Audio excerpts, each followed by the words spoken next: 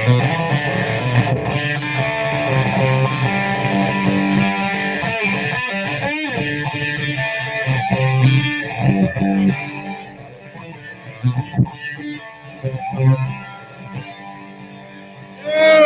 what's up? What's up? It's Bob LaGrasso from OddsJam, OddsJam TV, and the Sports Nuts. Yes, I am here. I'm ready to rock and roll. I don't know about you guys, but I'm ready. Are you guys ready? If I can figure out where I'm going to put my guitar, I'd be in here rocking and rolling with you. Woo! Hey, that's what happens when you do stuff live, okay? All right. OddsJam.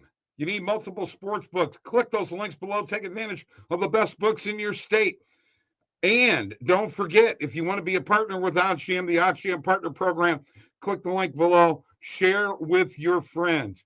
I just got back into town from St. Louis. You know, I've been there with my granddaughter and having just a great time with her. And back for an episode of the Rockin' Midday Show. Woo! And ready for, as we said, you know what time it is. It's March Madness. I'm going to bring Mike in here in a second. But first of all, I'm going to show you, and this will be on the OddsJam, the morning show on Monday, but I got to show you for the weekend. Look at this great OddsJam coffee cup. Is this cool or what? I love it. Cheers. And no, there's no alcohol in there yet. All right. So here's what I'm going to do. I'm going to bring Mike in. Mike and I will be also doing a last-minute sports betting at like 6:40 tonight, Eastern, 5:40 Central. And we're going to get rocking and rolling here. We'll show some positive EV plays and things like that here in a bit. But mainly, before I even go any further, I can't forget that song that I was just playing was Sweet Home Alabama by Leonard Skinner from 1974. Now, you know, Mike gives me a lot of trouble about, you know, back in the 70s all the time and what have you. But, you know, the best music was back in the 70s and 80s, baby. I'm sorry. None of the stuff after that can even come close to comparing. The level of musicianship was great. By the way, Rock and Roll Hall of Fame, Dolly Parton said, take her off the list. Will you please do it? I mean, come on. You know, this is today's rock news. Dolly said, get me out of there. The Rock and Roll Hall of Fame won't do it. That's got to be the dumbest thing I've ever heard. All right. Let's get Mike in here for some March Madness. Add Mike right now. Mike, how you doing? I'm good, man. You know what I want you to talk about? I'm going to tell you exactly what I want you to talk about. I want you to talk about the night that you had or the day that you had yesterday with March Madness. Come on, let these people know what you did. Look, I had a really good day, and it started off with the Richmond game, and I've got to give kudos to our friends Randall and Steve for the insight on that. Obviously, I looked at that matchup, and I had been riding Richmond along with Randall for a while, and something stood out about that matchup in particular to me, and I'm like, hey, man, we've got to talk about this matchup. Am I crazy for thinking Richmond money line and definitely taking the spread? That was a no doubt winner, but the money line was, you know, plus 450, I think is what I got it at. So at that point, you're like, well, shoot, I could throw $5-6 on that and still make a pretty good amount. So why not? And Right. We ended up hitting that. And then as I'm sitting there, I'm watching this St. Peter's Kentucky game. And I don't know if it's because there's a little town near us here in Illinois, little old small town that we're from, St. Peter, Illinois. You're from St. Peter's? Yeah. I don't know. I don't know if that's what it was or what. No. Here's what it was. I was watching this game, and at the time, St. Peter's was up. And Right. It looked to me, evaluating the talent on the floor, and especially liking St. Peter's coach, I thought to myself, you know what? I'm going to throw a few bucks on the money line. It's like plus 950. And then I threw like $2 on it. And then I'm like, you know what? Well, I should have thrown a little more than that. Why don't I go back to it? And I think it was plus 850 the next time, whatever it was. The odds may have dropped a little or something, but either way, it was still ridiculous. And I'm like, I'll throw $3 or $4 more. Then I looked at the spread and I'm like, I don't think Kentucky's beating this team by 8.5 or 9 or more points. I got it at 8.5, plus 8.5. And I'm like, there's no way. So I don't know if it was the high from the Richmond game that got me in the zone in this game or what, but I ended up betting this game and what was your profit? What was your profit, man? 90 plus dollars. Cool. Off of Give it up for Mike. $5-6. Unreal. That is awesome, man. That is awesome. All right, I got to talk to you about something else. I'm not going to keep you long because we'll be back later on. But let me tell you something, folks. Mike's an LA Chargers fan in the NFL, and your division is getting tougher and tougher and tougher with Davante Adams now with the Raiders and the weapons that the Raiders have. You've got 4 teams in that division: Kansas City, Denver, the Chargers and the Raiders. They're coming to play, man. They're not kidding around. You could be looking at 2 wild cards out of that division possibly, right?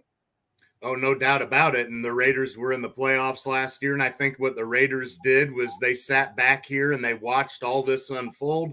They watched the Broncos go out and trade for Russell Wilson. They already knew Kansas City was at the top of that division. So obviously Kansas City didn't have to go out and do a ton. And then they saw the Chargers add all these defensive players that they've been adding. And I think the Raiders thought, you know what? We're allowing teams that we were technically ahead of last year to try to one-up us and get ahead of us. And they made a trade that I think is no doubt a big trade. Now, here's my only worry, Bob. We've seen it time and time again. Receivers go to the Raiders and they disappear. Randy Moss, a big example. Hey, Jerry Rice was there, and I know they went to the Super Bowl, but come on, man. He should have had a pretty good year that year. With the Raiders. Amari Cooper ended up finally disappearing with that team. Antonio Brown went there and then had no business being there. And hey, by the way, Mike went downhill after that. Mike, and FYI, Amari Cooper has disappeared, period. Well, that is true. But he bounced back after he left the Raiders. He had a good season with the Cowboys. So the bottom line is that going to the Raiders is a little bit of a worry for me for Davante Adams because you now have Derek Carr throwing you the ball instead of Aaron Rodgers. Look, I know these two have been together before, but I just don't think that this is going to be quite enough, Bob, to propel them ahead of the pack. I got you. All right. Great stuff. We appreciate you coming on, folks. Say goodbye to Mike. Mike, we'll see you later on, all right? All right, man. Good deal. All right. So let me give you a little update as to what is going on right now in the world of March Madness, okay? Ohio State is up 37-26 over Loyola Chicago. I'm in Illinois. I can't bet that game. Auburn is up 39-27 over Jacksonville State. And Texas Tech is beating Montana State 7-2. It was a 3-2 score in the top of the third inning earlier. Hey, guys, leave me alone. I'm busy, So, you like the coffee cup? You want to find out more about this coffee cup? Email us at OddsJam.com. We'll let you know all about it, man. It is great. All right, I am going to attempt to share my screen, which I was having problems in St. Louis and not having any today. I love it. Cool. All right. Share my screen, and I'm going to go to the positive EV page with OddsJam. Okay. And I want to look at a few things. Let's see if there's anything college basketball wise. Right now, nothing happening. Usually something live will happen. And as I'm going down the list here, I'm looking. Oh, okay. So this Duke and Cal Fullerton game is still up from my morning coffee show this morning, which was the first half point spread. Cal Fullerton plus 11.5. You know, I don't know about you guys. It's minus 110 on BetMGM in Illinois. It's a market width of 22. And let's see if it changes when I take it to a state like New Jersey. See how cool that is, man? This website is great. See how quick you can just navigate? It's great. And it's getting better. It's easier to look at and find stuff than ever before because of the color scheme. Big part of it.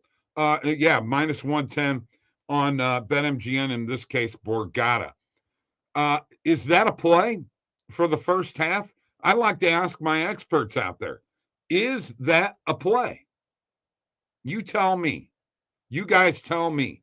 Will Cal State Fullerton play plus 11.5? Is that a bet to make? I'm making it. What about you? Oh my goodness. I'm getting all kinds of trouble from these guys here. I want to add something to my bet tracker here. So I'm going to look at the puck line, which I am actually taking. I made my pick earlier today, the Calgary Flames, minus 1.5. And this is actually saying minus 2 with a market width of 14 here. We are going to add that. Boy. Problem is I'm not seeing that in Illinois, or I would be all over that. I'm going to add it to my my bet tracker here, and let's show you what the bet tracker looks like. For those that don't know, by the way, click the links below for the sports books in your state for the best deals around, for the bonuses, all of that. Click the links below. It'll send you to them. You got to have multiple sports books, folks. Okay, so yeah, here it is. It's been added. Puck line minus 2, minus 110 odds on Caesars. Cool. That is on Caesars. That's great. So I have that. I will be betting that as soon as I get off this show. $10 stake, potential payout, $19.09.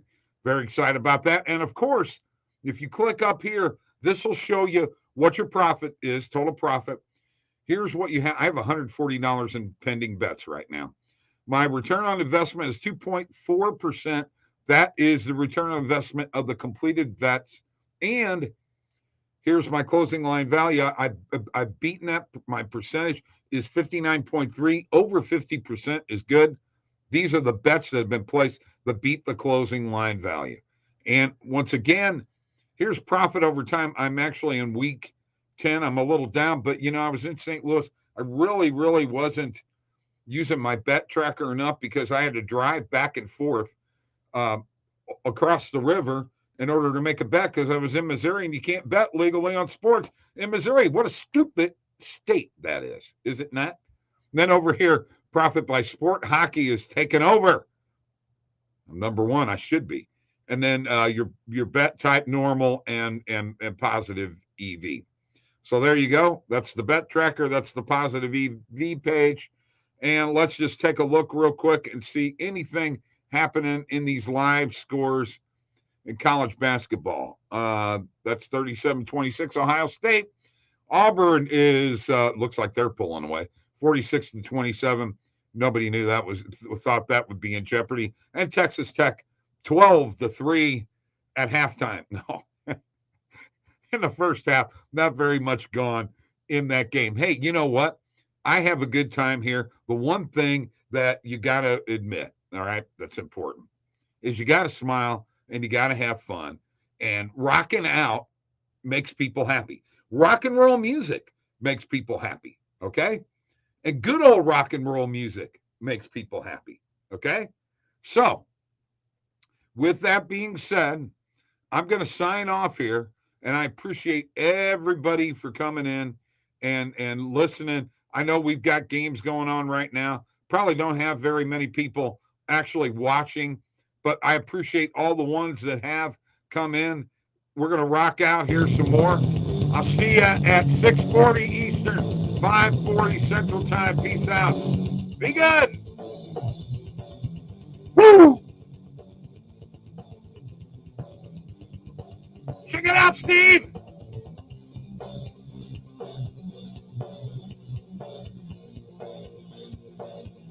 Oh, Cancun.